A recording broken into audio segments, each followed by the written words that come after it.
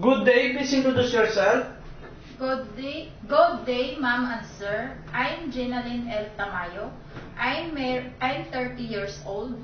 I married Dennis A. Tamayo. I have one son, 7 years old. I'm high school grad. Okay. Do you have work experience abroad as a domestic helper? No, sir, but I have an experience in Philippines as a housemaid for 5 years and 1 month to finish contract. Okay. What are your duties and responsibilities in your previous job? And duties and responsibilities in previous job to cleaning, washing clothes, ironing, and washing car. Did you take care of the children? Yes, sir. What the ages? 2 years old. Okay, that's good. Can you tell us how you take care of the children having been elderly?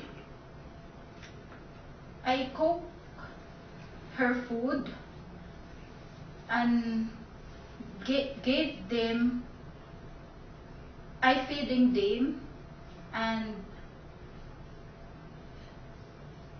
I'm sure she is healthy and clean. Okay. Please tell us some of your skills.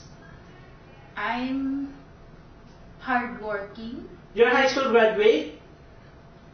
Yes, sir. I'm high school graduate. Can you cook Filipino food? Yes, sir. Okay. What are the traits necessary to be a good domestic helper? I'm honest. I'm hardworking. Are you a fast learner? Yes, sir. Are you multitasking? Yes, sir. Okay. Anything else you want to tell for your future employer? Can you tell them now? To be my